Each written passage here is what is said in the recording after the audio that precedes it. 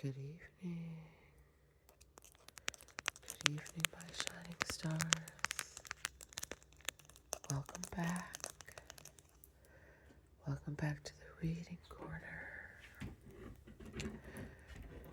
Pick up on Alice's adventures in Wonderland, but first, let's take a moment to turn out the lights. I like turning out the lights with you guys at night. I think it's relaxing. I remember when I was younger, turn out the lights, get cozy. The hall lights, get nice and cozy and get our blankets, maybe get scratches on the back from my mom. Tingles. Turn out all the lights, and then we read a story. So I hope I can create that for you. Oh, we had the towel by the door. It was rainy here today. Rainy, cozy. The kids came over for Sunday dinner. It was so nice. We're so blessed to have had a wonderful Sunday with our family. I really hope you had the same. I really hope that whoever you were with, wherever you were, that you felt lucky and blessed to be there.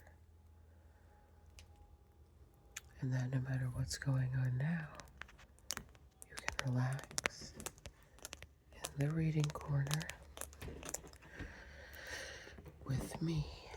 Alright, got our lights out. Let's get our blanket, our pillow. Pardon. Okay. Alright. I think, if I am correct, we were in the middle of a game of croquet. A game of croquet where the croquet mallets were flamingos and the croquet balls were hedgehogs, and they were moving around, and Alice was extremely happy to see the Cheshire Cat, so she had someone to talk to that wasn't completely mad, I think she would say. I mean, he is mad, but they seem to have struck up a friendship. She feels comfortable with him. So yes, the last paragraph before we start our new chapter. Let's go back. And back to the Cheshire Cat. Here it is. The cat's head began fading away the moment he was gone, and by the time he had come back with the Duchess, it had entirely disappeared. So the king and the executioner ran wildly up and down looking for it, while the rest of the party went back to the cave. Oh, my voice. It's a little hoarse. I apologize. I will work on it. Pardon. Okay. The Mock Turtle Story. Pardon me. Good. Okay. You can't think how glad I am to see you again, my dear old thing, said the Duchess, as she tucked her arm affectionately into Alice's, and they walked off together. Alice was very glad to find her in such a pleasant temper, and thought to herself that perhaps it was only the pepper that had made her so savage when they met in the kitchen. Well, and when I'm a duchess, pardon me, when I'm a duchess, she said to herself, not in a very hopeful tone, though, I won't have any pepper in my kitchen at all. Soup does very well without. Maybe it's always pepper that makes people hot-tempered, she went on, much pleased at having found out a new kind of rule. And vinegar that makes them sour, and chamomile that makes them bitter, and barley sugar, and such things that make children sweet-tempered.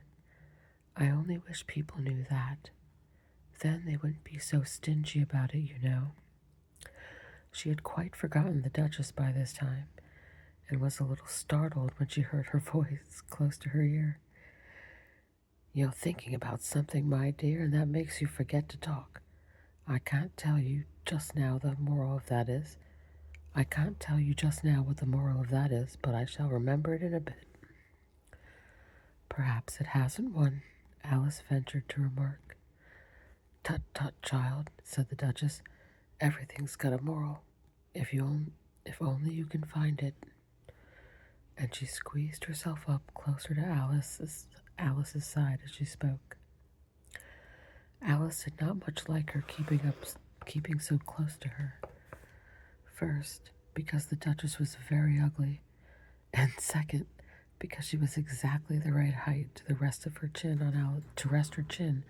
on Alice's shoulder, and it was an uncomfortably sharp chin. However, she did not like to be rude, so she bore it as well as she could.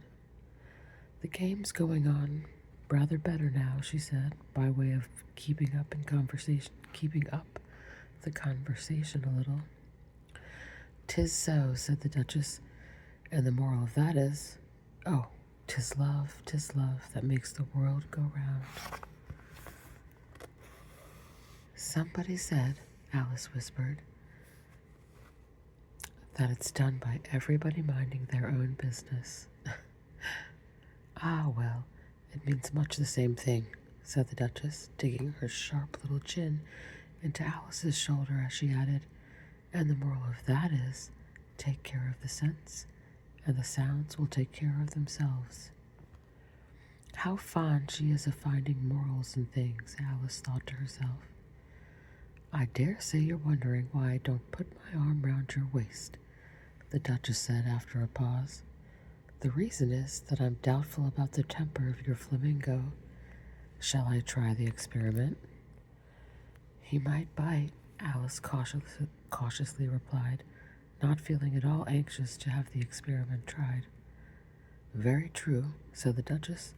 Flamingos and mustard both bite, and the moral of that is, birds of a feather flock together. Only mustard isn't a bird, Alice remarked. Right as usual, said the Duchess. What a clear way you have of putting things.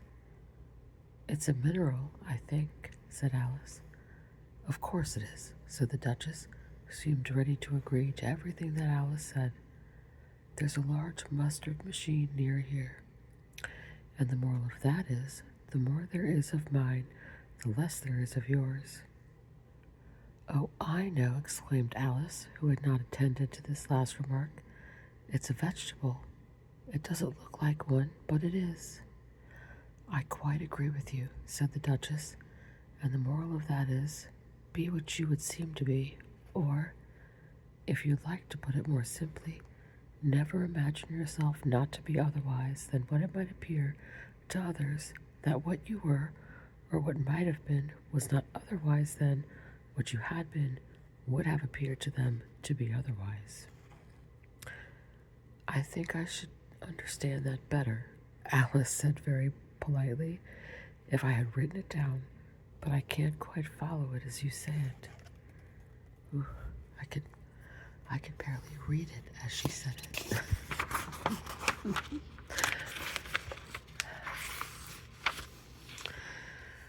That's nothing to what I could say if I chose, the Duchess replied in a pleased tone.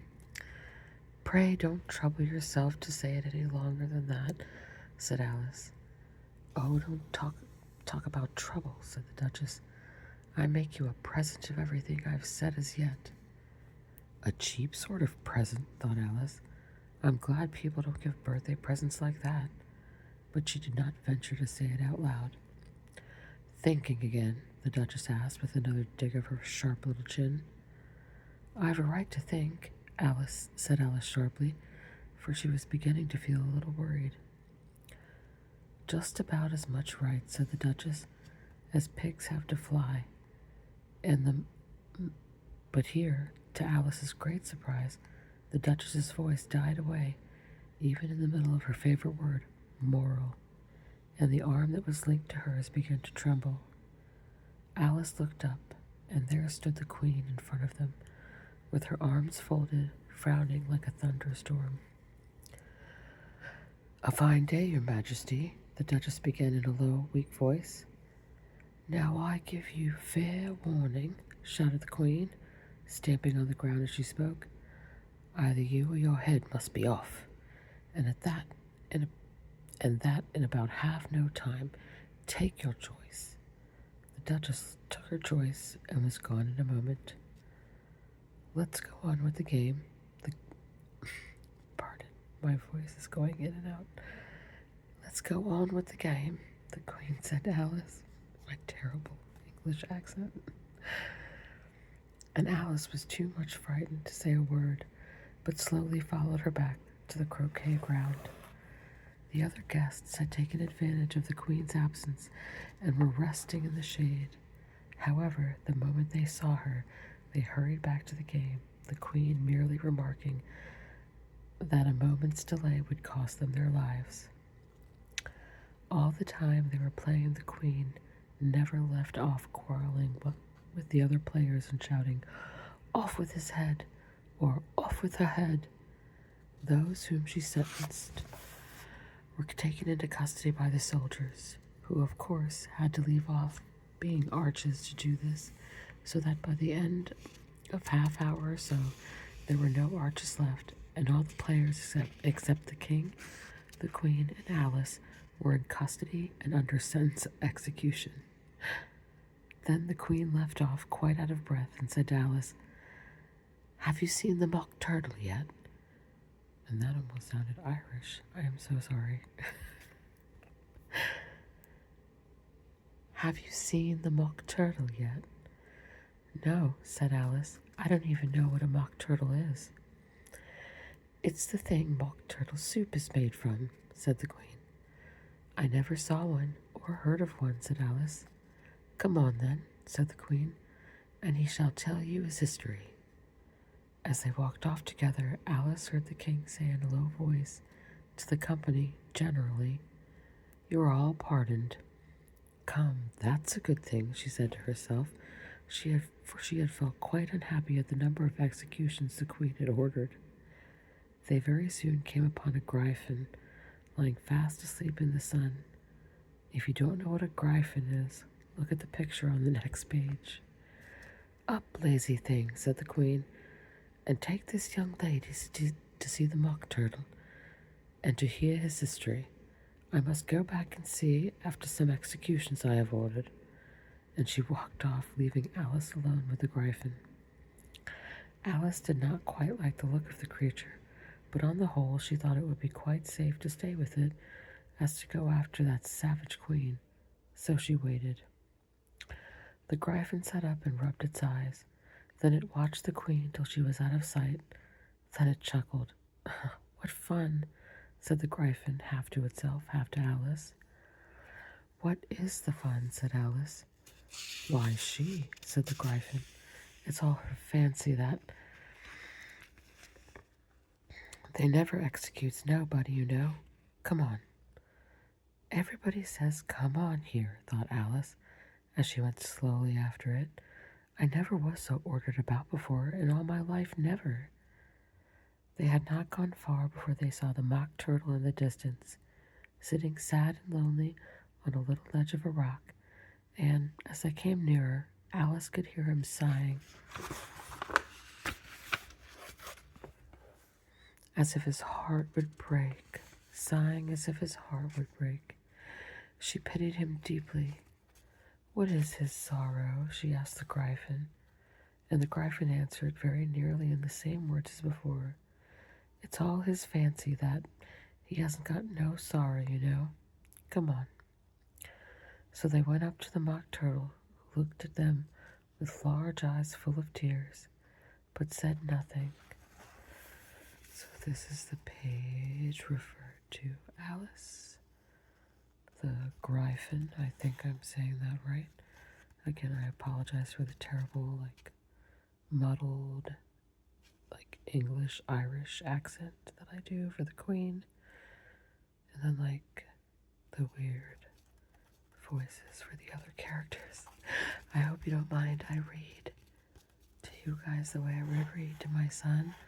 I attempt, when he was younger and I was, and I still read to him like that when he was younger. He's pretty much a teenager now, but I would attempt to do the voices, sometimes badly, and so I apologize. I hope you don't mind that. Anyway, back to the story. And then so we have the Gryphon, Alice, and the Mock Turtle crying. Okay. This here young lady, said the Gryphon, she wants for to know your history, she do. Oh, so let's do a voice for the Gryphon. I'm sorry. But I can't help it, it's the way he talks. This here young lady, said the Gryphon, she wants for to know your history, she do. I'll tell it her. Pardon me. We start that over. This here young lady, said the Gryphon, she wants for to know your history, she do. I'll tell it her, said the Mock Turtle in a deep hollow tone. Sit down, both of you, and don't speak a word till I've finished. So they sat down, and nobody spoke for some minutes. Alice thought to herself, I don't see how he can ever finish if he doesn't begin, but she waited patiently. Once, said the Mock Turtle at last with a deep sigh, I was a real turtle. These words were followed by a very long silence, broken only by an occasional exclamation of "Hercher!" from the Gryphon, and the constant heavy sobbing of the Mock Turtle. Alice was very nearly getting up and saying, Thank you, sir, for your interesting story, but she could not help thinking there must be more to come, so she sat still and said nothing. When we were little, the Mock Turtle went on at last, more calmly, though still sobbing a little now and then. We went to school in the sea. The master was an old turtle. We used to call him Tortoise. Why did you call him Tortoise if he wasn't one? Alice said. We called him Tortoise because he taught us, said the Mock Turtle angrily. Really, you are very dull. You ought to be ashamed of yourself for asking such a simple question, added the Gryphon, and then they both sat silent and looked at poor Alice, who felt ready to sink into the earth. At last the Gryphon said to the Mock Turtle, Drive on, old fellow. Don't be all day about it. And he went on in these words. Yes, we went to school in the sea, though you mayn't believe it. I never said I didn't, interrupted Alice. Yes, you did, said the Mock Turtle. Hold your tongue, added the Gryphon before Alice could squeak again. The Mock Turtle went on. We had the best of educations. In fact, we went to school every day. I've been to a day school too, said Alice. You needn't be so proud as all that. With extras? Asked the Mock Turtle a little anxiously. Yes, said Alice. We learned French and music. And washing? Said the Mock Turtle. Certainly not, said Alice indignantly.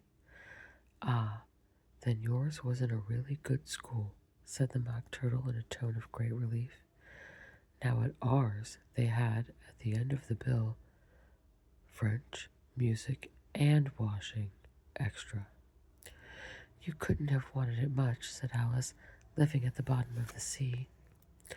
I couldn't afford to learn it, said the Mock Turtle with a sigh. I only took the regular course. What was that? Inquired Alice. Reeling and writhing, of course, to begin with, the Mock Turtle replied. And then the different branches of arithmetic: ambition, distraction, uglification, and derision. I never heard of uglification, Alex ventured to say. What is it? The Gryphon lifted up both his paws in surprise. Never heard of uglifying, it exclaimed. You know what to beautify is, I suppose. Yes, said Alice doubtfully. It means to make anything prettier. Well then, the Gryphon went on, if you don't know what to uglify is, you are a simpleton. Alice did not feel encouraged to ask any more questions about it, so she turned to the Mock Turtle and said, What else had you to learn? Well, there was mystery, the Mock Turtle replied, counting off the subjects on his flappers. Mystery, ancient and modern, with seaography, then drawling. The drawling master was an old conger eel that used to come once a week. He taught us drawling, stretching, and fainting in coils. What was that like? Said Alice. Well, I can't show it to you myself, the Mock Turtle said. I'm too stiff, and the Gryphon never learned it. Hadn't time, said the Gryphon. I went to the classical master, though. He was an old crab, he was. I never went to him, the Mock Turtle said with a sigh. He taught laughing and grief, they used to say. So he did, said the Gryphon, sighing in his turn, and both creatures hid their faces in their paws. And how many hours a day did you do lessons? Said Alice in a hurry to change the subject. 10 hours the first day, said the Mock Turtle, 9 the next, so on and so on. What a curious plan, exclaimed Alice.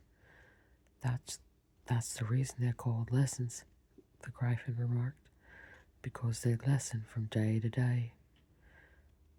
This was quite a new idea to Alice, and she thought it over a little before she made her next remark.